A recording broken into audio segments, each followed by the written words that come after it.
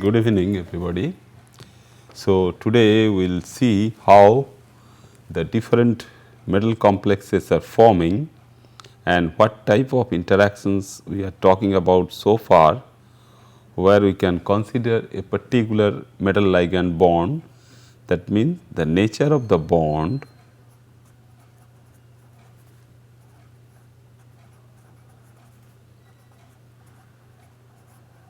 which always plays some important role, because once we have the metal ion, it can form with the ligand, whether the ligand is a neutral one or an ionic one, it can form the corresponding bond. And this particular nature, what we all know now, that it is basically a coordinate bond, where both the lone pair of electrons, if they are available on the L, they can be donated to the metal. So, both the electron pair which is forming that particular bond are coming from the ligand itself. So, not only the formation of the bond, it can be more than one, because we know that a particular metal complex can be formed depending on its coordination number and preference of that particular metal ion. So, if it is forming 4 such bonds, we get a corresponding ML4 species. So, the nature of this bond, the type of the bond and the strength of the bond is basically also reflected when we talk about the corresponding removal of this bond or the breaking of this particular bond. That means the bond dissociation. So, this bond dissociation would also be very much important, because in that particular case, if one L dissociates, we will end up with a species like ML3, or sometime we get the formation of new compound by the addition of 2 more ligands, such that this particular M can immediately be converted from a square planar geometry to an octahedral geometry. So, knowledge of the type of the bond is always very much important, the way we know for the different covalent compounds, like the formation of the methane molecule from carbon and 4 hydrogen atoms in a particular tetrahedral geometry. So, this tetrahedral geometry will all the time tells us that we have the carbon center, and that particular carbon center is attaching, forming 4 CH bonds. Similarly, a metal can have same type of geometry. We all know that this can be obtained like species FeCl4 2 minus. So, here also we have 4 such FeCl bonds compared to 4 CH bonds. So, the organic chemistry mainly relying on how good we are handling the corresponding methane molecule and how we can break the corresponding CH bonds. So, CH bond breaking process as well as the new CH or CC bond making process, always we talk about in these in typical organic chemistry synthesis reactions and mechanisms. Similarly, in coordination chemistry, if we consider the formation of this ML4 species and its conversion and its reactivity, all the time we should focus our attention on the nature of these bonds. So, likewise, if we see that FeCl4 2 minus compound is also tetrahedral in geometry, and we have 4 such FeCl bonds. So, how we get the corresponding species? Because we know that this particular molecule is forming through some hybridization. The hybridization concept was introduced in the time when people are talking about how the electron pairs are shared between two atoms during the formation of the covalent bond, and the same hybridization concept was extended towards the formation of these metal complexes also. So, in this particular class where we will be talking about bonding in complexes, so we will be very much interested to know how the hybridization concept can be introduced in dealing with the corresponding bonding nature of the metal ligand bonds.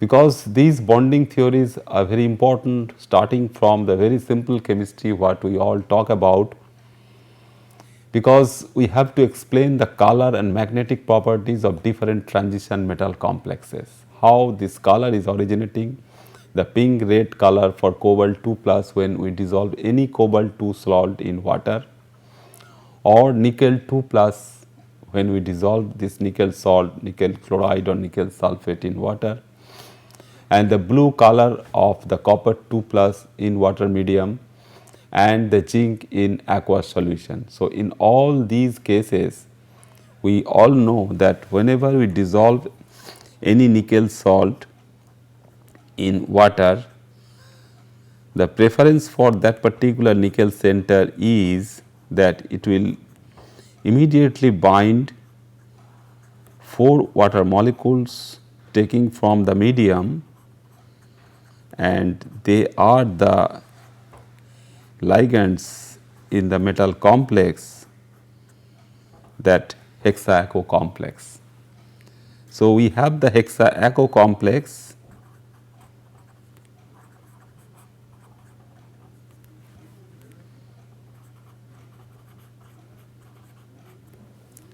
and this particular species which is forming in solution, we have to explain the color, how the color is originating from this particular species what is forming immediately in the solution. Similarly, for other metal ions, when the zinc is also colorless, that has to also be explained why the zinc is also colorless. And if we go further taking this nickel solution, and these are not well matched colors, so the colors are a little bit different because this nickel hexac would be green in color, and the bluish coloration of the hexaamine compound and the corresponding darkening of the tris-ethylene diamine nickel compound can also be explained from a typical bonding theory that we all expect. So, this particular color what we all know now, that this can be related to the wavelength of the light which is absorbed by the corresponding compound or the corresponding solution. So, why this is colored blue? Because it has a strong absorption band in close to 510 nanometer. This is in the nanometer scale, and this particular case it is the corresponding absorption. So, this particular part of the electromagnetic radiation, that means the greenish part, is being absorbed. So, this part when is absorbed, the corresponding color what we will be getting as the corresponding solution color is the corresponding emitted color, because in the ground state we have some electronic transition to the excited state when the corresponding h nu as the radiation is absorbed, and we can calculate out the corresponding energy gap, which E1 minus E2 is the corresponding energy gap as delta E, and that energy gap corresponds to a h nu value, and the Hc can be calculated, and the lambda value can be found out for the corresponding absorption. So, we should have some idea about the gap between the ground state and the excited state for a corresponding color what we will be getting for a corresponding compound in solution. So, if we can have a corresponding bonding theory for the metal and ligand interactions, such as the interaction between the metal center and the water molecule itself. So, how we can modify this interaction of OH2 where water is the ligand, then Ni2 plus with ammonia, water is replaced by ammonia, and then the interaction with the bidentate chelating ligand ethylene diamine. So, the color is changing from one solution to the other, and the interactions related to the corresponding bond, which is NiO, NiN and NiN. So, depending upon the corresponding environment for the complex formation and the nature of the bond, how we can consider that when the corresponding octahedral compound is forming, the octahedral complex formation is taking place, and how the corresponding electronic transition can take place between E1 and E2, which can give rise to the corresponding color of this particular compound. So, the formation of methane molecule or any other organic compound was first proposed by Jean Louis in around 1902, and in there Jean Louis has that idea that the covalent bond can only be formed by sharing of electrons between the two atoms. So, before the advent of the quantum mechanics and any other sophisticated theory, this particular aspect of the formation of the covalent bond in the hydrogen molecule also was proposed, and that particular hydrogen bond formation can be conceived as if we have one electron from this hydrogen and the second electron from this hydrogen, and both these two electrons are shared. So, this was the proposal from Jean Louis for the corresponding electron pair sharing between two atoms for covalent bond. But Walter Hitler and Fritz London around 1927 showed that the sharing of pairs of electrons holds a covalent molecule together. So, this sharing is very important, and when the sharing is taking place, we can have the entire molecule and we do not have the corresponding atoms separately. So, when we consider the hydrogen molecule, we definitely have the corresponding hydrogen-hydrogen bond, and the hydrogen molecule has the corresponding hydrogen atoms, they are bonded together. So, that basically gives us the corresponding idea that the electron pairs are localized and those electron pairs are shared between the two atoms, and the two atoms are being held together for the formation of the corresponding molecule. Similarly, the formation of the methane molecule as well as the formation of the Ml4 species, where we see that one particular Ml bond is forming through the sharing of electrons. So, this model, which is known as Hitler-London model of covalent bonds, was the formal basis of the formation of this corresponding valence bond theory in metal complexes. So, we will consider this as the VBT, which is valence bond theory, and these ideas can consider for the corresponding bonding pattern in the metal complexes. And around 1930, it is Linus Pauling who originally proposed for the different bonds and the nature of the corresponding chemical bond also, where he utilizes the hybridization idea, the concept of hybridization. So, hybridization of suitable orbitals, because we all know that whenever we have the metal ion or any other atom, we can have the corresponding orbitals. So, we can have the corresponding s orbital, we can have the corresponding different p orbitals and different d orbitals.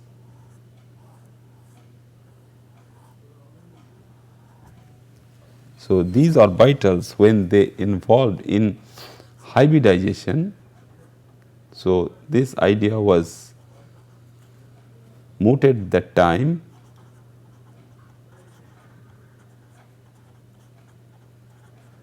for hybridization. So, hybridization of suitable orbitals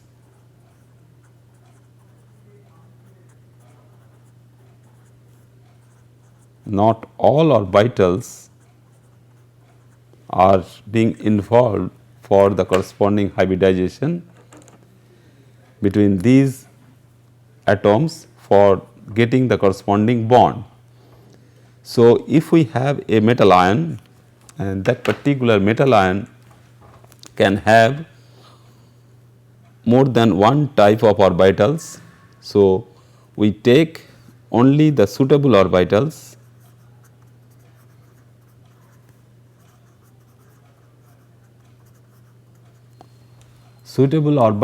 of the metal ion can go for the corresponding hybridization, and this particular hybridization can give rise to the desired stereochemistry.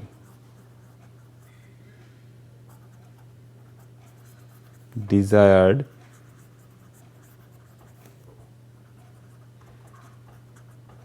stereochemistry. Because now we all know that when a methane molecule is forming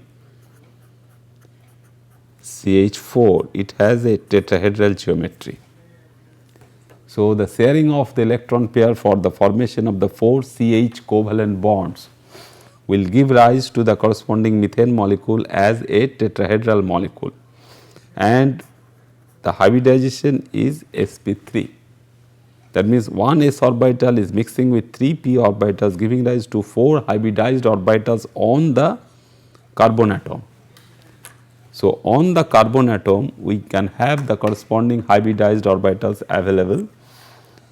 Similarly, for the corresponding hybridization on the metal center, if the metal center is that particular iron center, and if we can have the similar type of hybridized orbitals what is available for the formation of methane,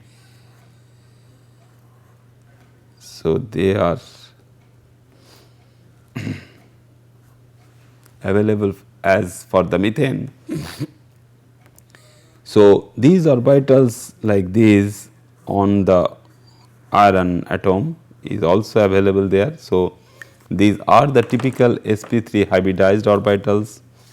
If we get those hybridized orbitals in a similar fashion, the way we get the corresponding methane molecule, then the ligands with lone pair of electrons will come and overlap with these hybridized orbitals of the metal center,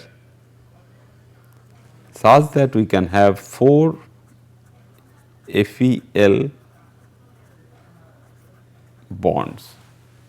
So, these 4 FeL bonds will be present there within the complex which is FeCl4 2 minus. So, FeCl4 2 minus molecule will have 4 such FeL bonds, and this is due to the corresponding hybridization scheme proposed by Linus Pauling. So, that time he proposed that atomic orbitals from the corresponding atom of the metal ion mix to form hybrid orbitals, such as what are the different types of combinations possible. So, these combinations are sp for mixing of 2 orbitals s and p, giving rise to a linear orientation, and that linear orientation we all know now that linear orientation means that if we have the sp orbitals, that means mixing s with p giving 2 sp orbitals. So, these 2 sp orbitals, if we consider it is on the silver ion, so this will overlap with the nitrogen atomic orbitals of ammonia molecule, giving a linear molecule of AgNH3 whole 2 plus. This silver is plus. So, like that we have this sp hybridization for the corresponding AgL2 molecule. Similarly, we can have the corresponding sp2 hybridization, dsp3 hybridization and d2sp3 hybridization for the typical orbital. So, when d2sp3 hybridization is taking place like sp hybridization, we are mixing two d orbitals, 1s and 3p orbitals. So, altogether 2 plus 1, 3 plus 3, 6 orbitals we will have. So, why we need 6 orbitals? Because these 6 orbitals are required for the corresponding octahedral stereochemistry. So, if the stereochemistry is controlled for the formation of the corresponding octahedral compound, we must have 6 hybridized orbitals which are coming from 2d, 1s and 3p orbitals. So, this valence bond theory therefore predicts the metal complex bonding which arises from overlap of filled ligand orbitals and vacant metal orbitals. So, these hybridized orbitals what are forming over there like sp3 or d2sp3 or sp3 d2 type, they are all vacant. So, they are the hybridized vacant metal orbitals. So, we must have first the hybridized vacant metal orbitals, and those hybridized vacant metal orbitals can overlap with the filled orbitals of the ligand. So, ligands can donate the electron pair to the metal orbitals, thus forming the corresponding metal ligand bond in a usual way as the coordinate bond, or we can consider this as coordinate covalent bond. So, when a complex ion is formed, each ligand donates an electron pair to the metal ion. So, each and every ligand will be utilized for donation of electron pair to the metal ion during the formation of the complex, and we will be getting a corresponding coordinate covalent bond. So, the resulting bond is a coordinate covalent bond. So, we will be getting a corresponding coordinate bond which is due to the overlap of orbitals of metal and the ligand. So, if we have this vacant metal hybrid atomic orbital, so on M it can be one of the hybridized orbitals, say sp3, sp2 or d2sp3 type of hybridized orbital. So, this is one of the shape of one of the vacant orbital which is utilized for making the corresponding overlap with the ligand orbital. So, ligand has the corresponding occupied orbital, and the occupied orbital can have the corresponding electron pair in this orbital. So, this Ml bond will be forming and the electron density will be localized between M and L. So, Ml bond will look like this, and we have that both the electron pair which are coming from the L, the ligand will now be localized between M and L.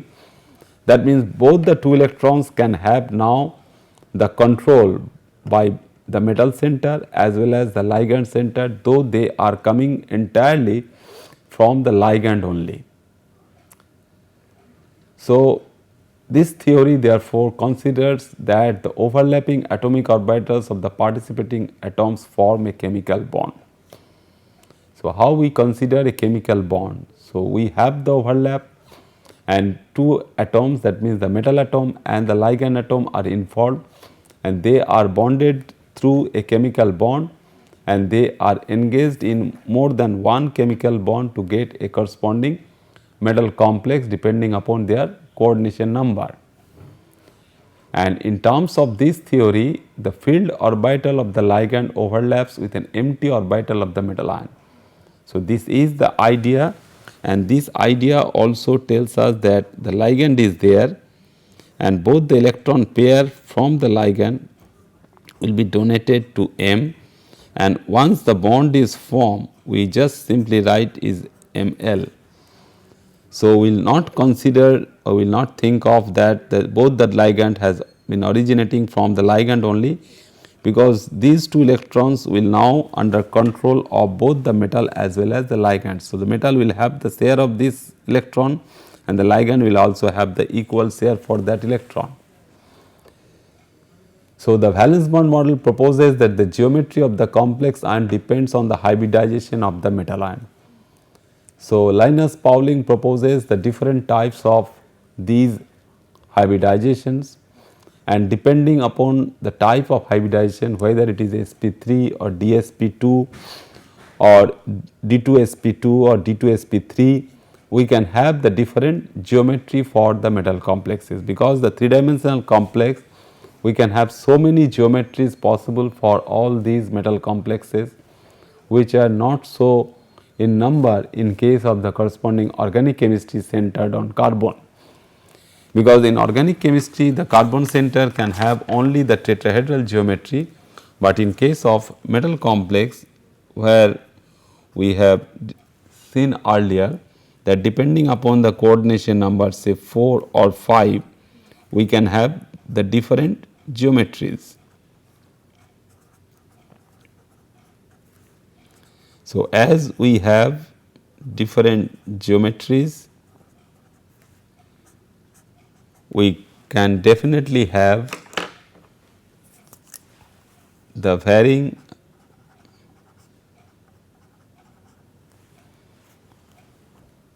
hybridization scheme.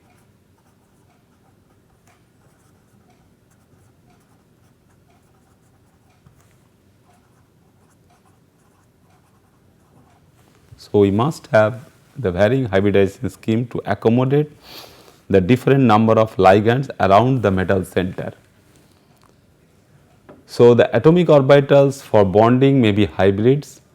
Often the bonding orbitals have a character of several possible types of orbitals. The methods to get an atomic orbital with the proper character for the bonding is called hybridization. How we get this? So, this particular methodology, where the different atomic orbitals of the metal center, say 1s or 3p orbitals with proper character, that means one having s character and 3 having p character, are utilized for bonding. So, it is not the pure s or not the pure p which are being utilized for bonding, because we need a particular geometrical orientation. The stereochemistry of the metal complex is different, which cannot be explained by taking the idea that only the p orbitals are involved in bonding or only the s orbitals are involved in the bonding, but the hybridized orbitals are involved in this particular type of bonding. So, if we see a particular geometry for the tetrahedral complex like cobalt Cl4 2 minus. So, the number of unpaired electrons which can have on this particular molecule is important, because once we make this compound, it can be the corresponding potassium salt, it can be the corresponding ammonium salt, or it can be the corresponding cesium salt as well. So, depending upon the nature of this particular salt, the complex species is COCl4 2 minus, and it has 3 unpaired electron. So, we can have the corresponding unpaired electron on cobalt, which is in +2 oxidation state, that means its electronic configuration is 3d7. So, 7 unpaired electrons are there, and we are having a geometry which is related to sp3 hybridized orbital. So, all these 7 electrons will be distributed among the 5 levels of the d, and the number of unpaired electrons can be counted from there, considering that these orbitals which are utilized for the formation of this tetrahedral molecule is not connected to the d level, it is only the s level and the p level. So, this is the corresponding shape of the cobalt tetrachlorocobaltate anion. So, if we have the tetrachlorocobaltate,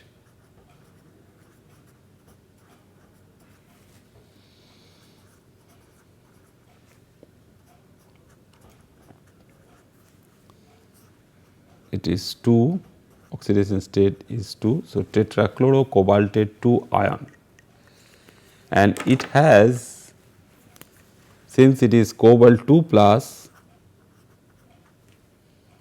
it has corresponding electronic configuration is 3d7. So, 5 d orbitals are available to accommodate the 7 electrons. So, these are 3d, all 3d, then 4s and 4p.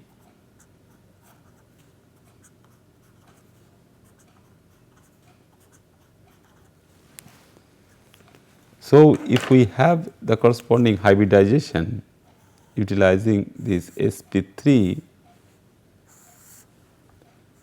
we will have the corresponding hybridization like this, where the sp3 hybridized orbitals, they are 4 in number,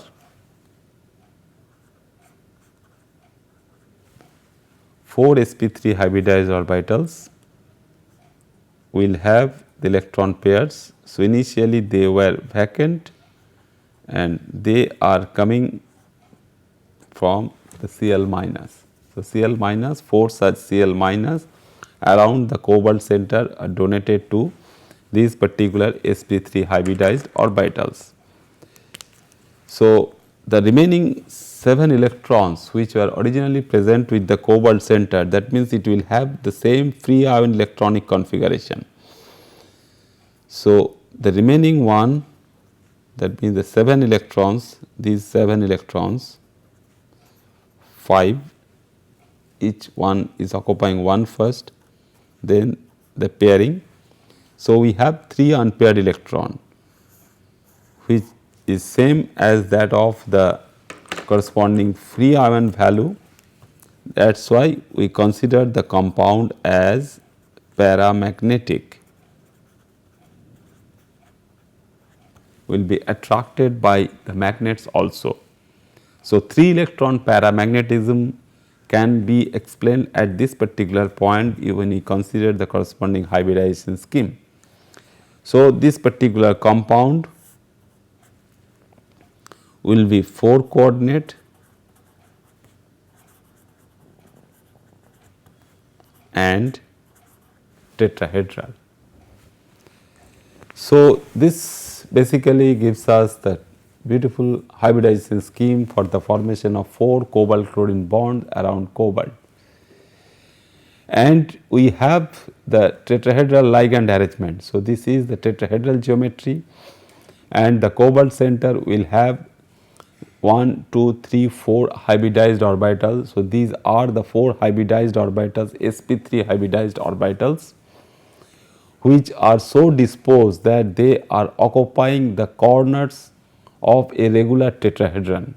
If we conceive this tetrahedron within a cube symmetry, within a cubic symmetrical arrangement, then alternate corners of the cube will be occupying by the 4 ligands. So, Ml4 species, so this chlorine, this chlorine, this chlorine and that chlorine will be occupying the 4 alternate corners of a regular cube geometry. So, we have 4 hybridized sp3 orbitals available on the cobalt, and they will overlap with the corresponding filled chlorine orbitals for the donation of 2 electrons to these cobalt hybridized orbitals. Therefore, what we get? We get cobalt 2 plus as sp3 hybridized molecule in tetrahedral COCl4 2 minus complex ion. So, cobalt 2 plus will be there and we will have the tetrahedral geometry. Similarly, cobalt 2 plus can give series of compounds. So, once we know one particular cobalt 2 center, we should also have some idea about the other cobalt compounds in +2 oxidation states, such as tetrathiocyanate cobalt 2 also. So, then you can have the cobalt tetrabromo compound and the cobalt tetraiodo compounds, all will be therefore tetrahedral, and they all will be paramagnetic, and they can have 3 electron paramagnetism supporting the regular geometry through sp3 hybridization. But what happens if we have the corresponding nickel in +2 oxidation state, because we know that reaction of nickel 2 plus with Cn minus give rise to this particular NiCN4 2 minus complex species.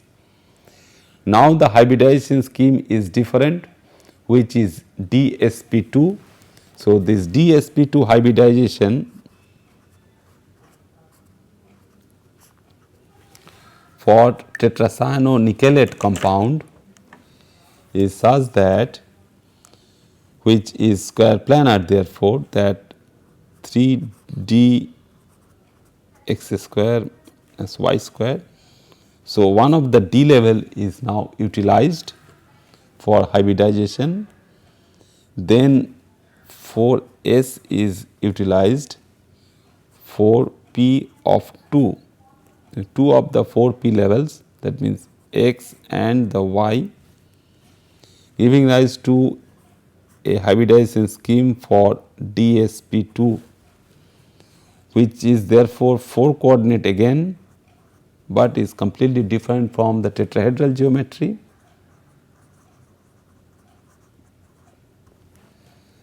Which is 4 coordinate and the geometry is square planar. So this particular type of hybridization scheme allows us something, that we have taken out one of the available d orbitals from the free ion electron configuration related to the metal center. So if it is Ni2 plus, we all know it has the next element like cobalt 2 plus, so it will have 3d8 electron configuration. In case of cobalt compound, we are having 5 orbitals available to accommodate 7 electrons. Now we have utilized one of such d orbitals which are in the xy plane, because the corresponding molecule which are in the xy plane. So this is the plane which is x and y. So nickel is sitting over there, and we have 4 hybridized DsP2 orbitals.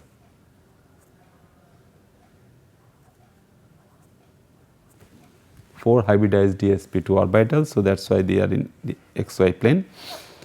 So one is out, so we have the remaining 4 orbitals.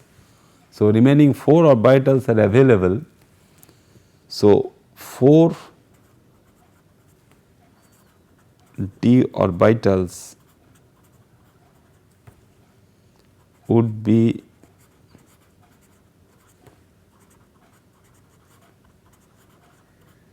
available to accommodate these 8 electrons. So all the levels would be filled. So that immediately tells us that the compound which is NiCN whole 4 2 minus, which is a tetracyanonickelate species, very easily formed by the addition of cyanide ion to any nickel solution, and it therefore be diamagnetic.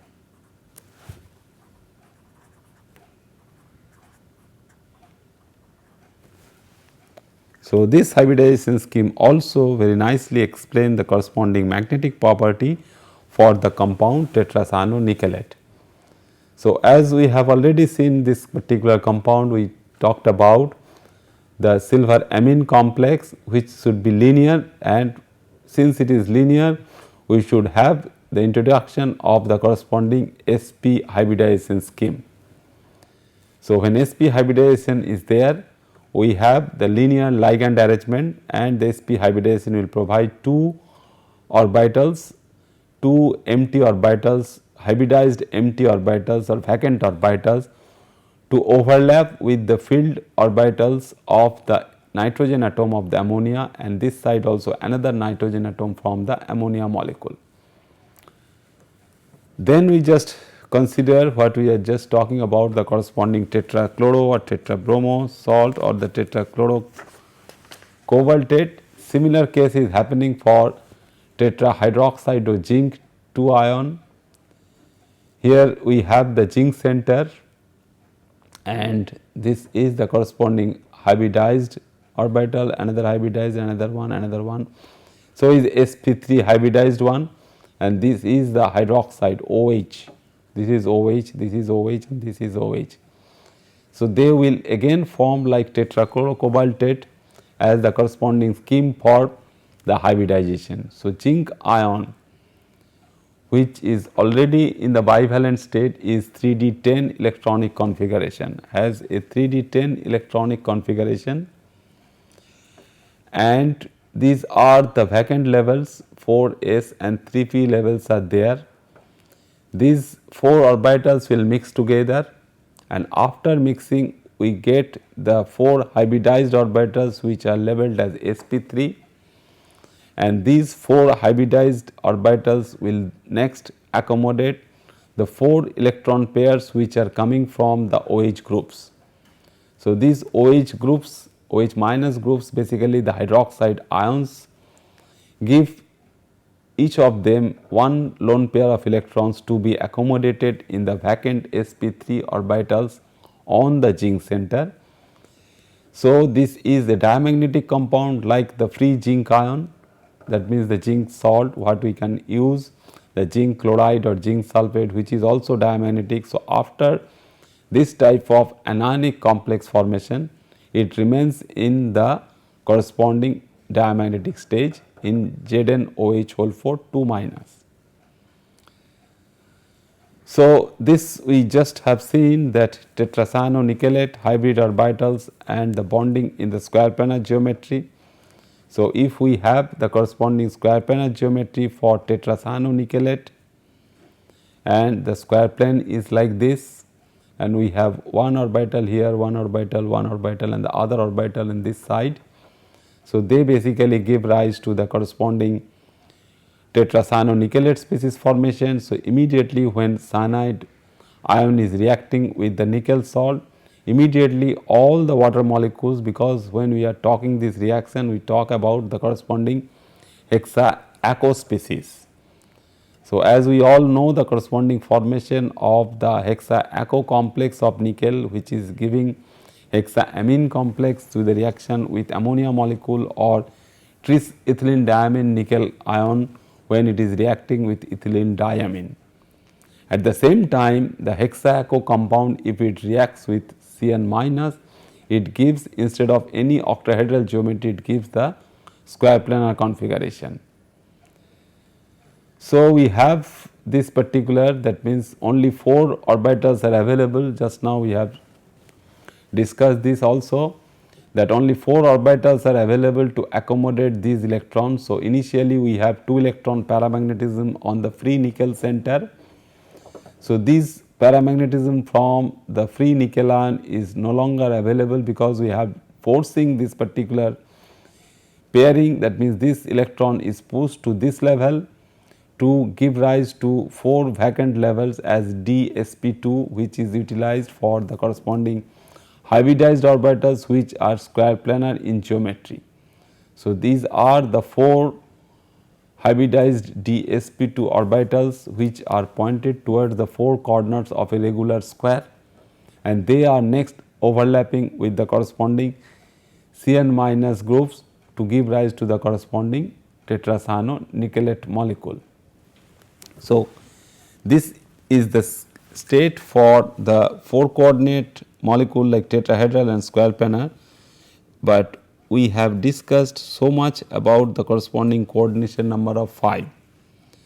So in coordination number 5, what we have seen that we can have 2 different geometries. One is square pyramidal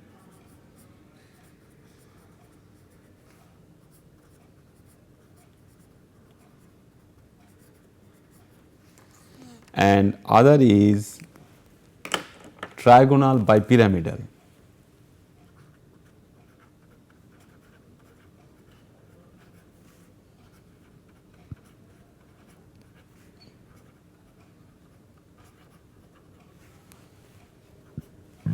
So in square pyramidal geometry, like that of the square planar compound, we can have the corresponding square pyramidal geometry of hybridization scheme is DSP2.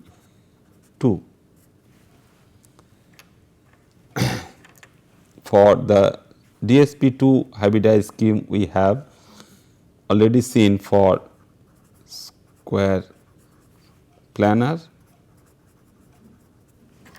and we want to move from square planar to this square pyramidal.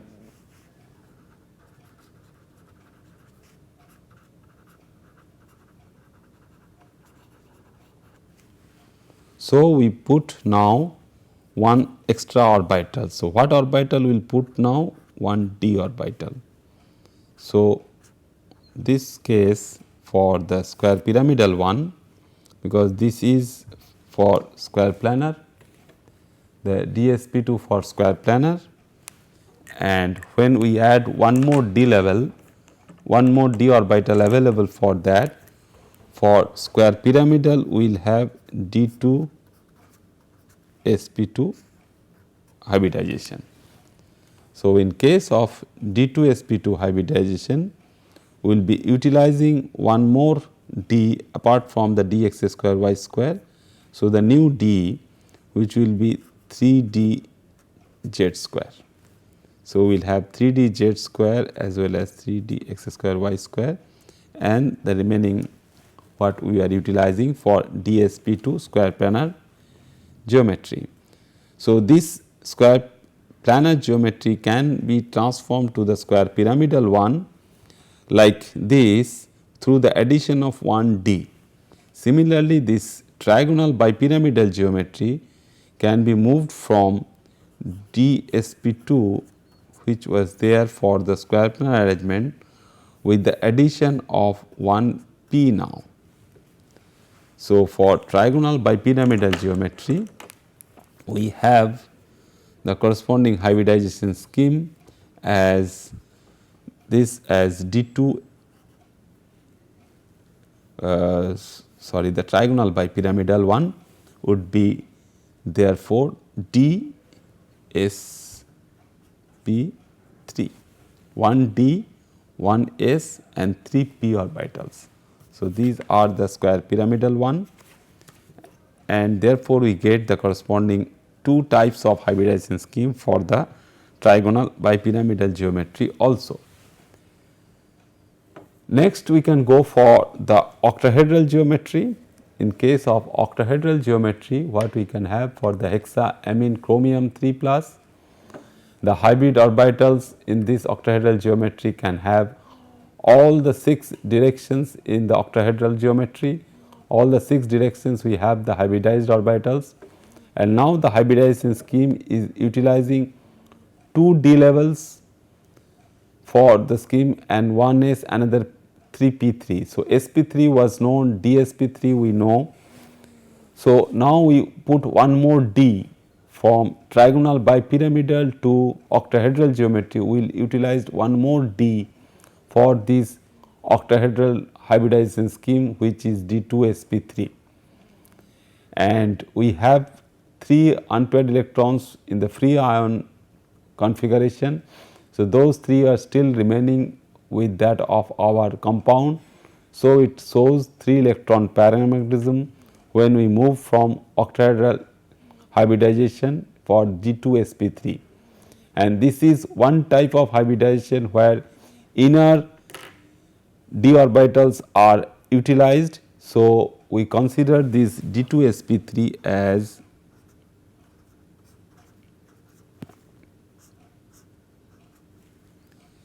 inner orbital,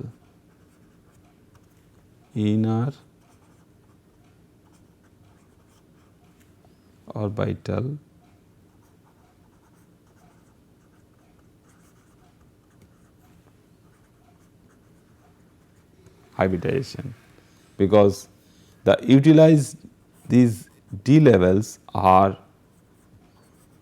3d z square and 3d x square minus y square.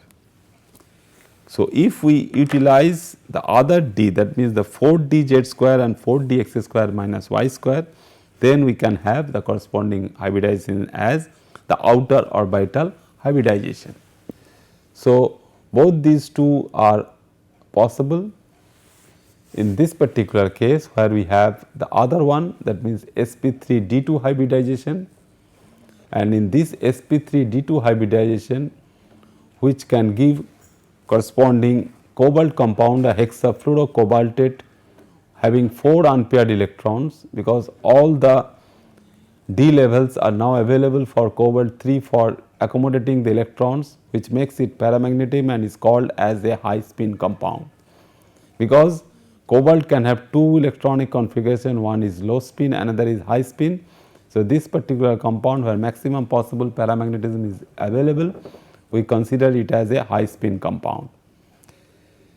So, the utilized level is S, P and 4D levels now. So, utilized levels are 4D Z square and 4D X square minus Y square, giving rise to 6 sp3d2 bonds to the ligands.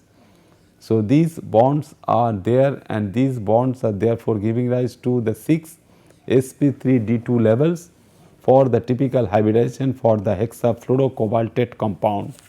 So, this hexafluorocobaltate compound has therefore 4 unpaired electrons to accommodate, giving rise to 4 electron paramagnetism.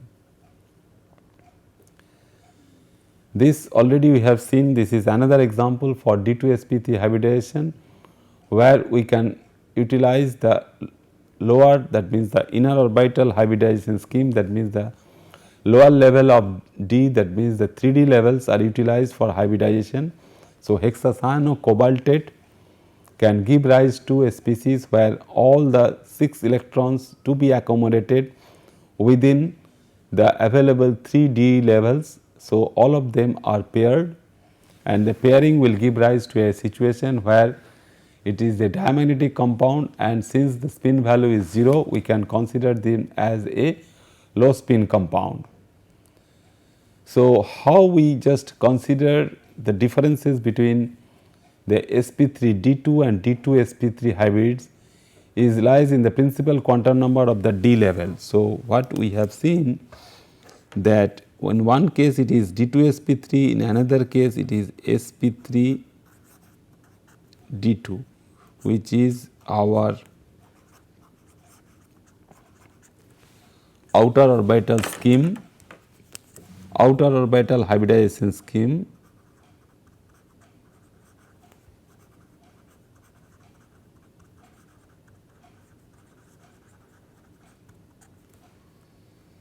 And these are from 4D level. So, we are talking something related to the change in the principal quantum number. In one case it is in the 3D level, in another case it is in the 4D level. So, we have a change in the corresponding quantum number from 3 to 4. So, in sp3d2 the sp d orbitals have the same principal quantum number, we have the high spin, and when they have the one less than sp, that means 2 of them, that means S and P are of 4th level, and one from the 3 level we get the corresponding low spin configuration. Thus, we find that a complex magnetic properties basically determines which hybrid is being used. So, when we have the magnetic moment high, that means high spin compound, we utilize the sp3d2 hybridization. When we get the low spin compound like cobalt compound, diamagnetic cobalt, which is a 3d6 configuration, we utilize the d2sp3 hybridization scheme. So, these basically gives us some idea about the corresponding magnetic moment to some extent, and all other properties which is not related to the corresponding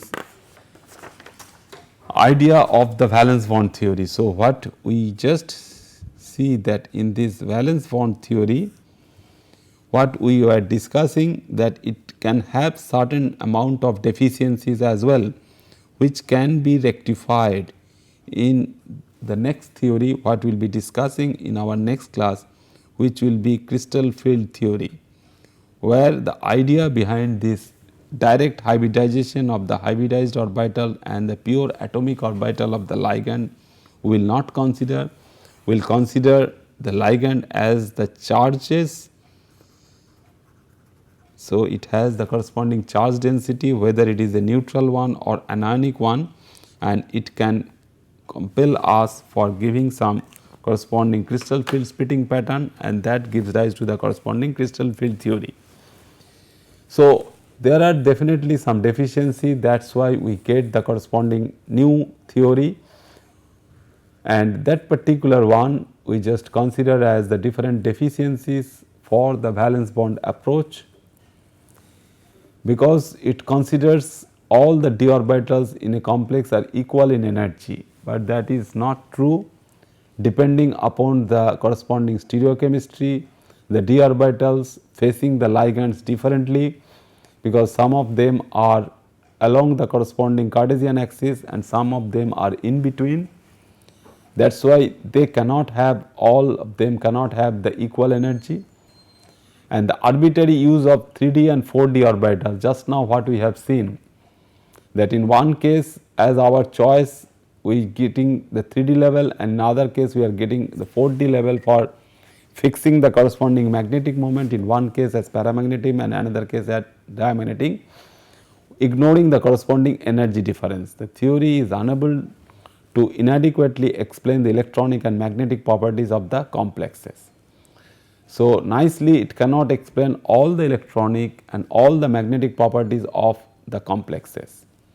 And lastly, this is widely used mainly for the organic and main group element chemistry, so which is not very much useful for the transition metal complexes. Therefore, in transition metal chemistry, valence bond theory is superseded by the crystal field theory, what we will be discussing in our next class.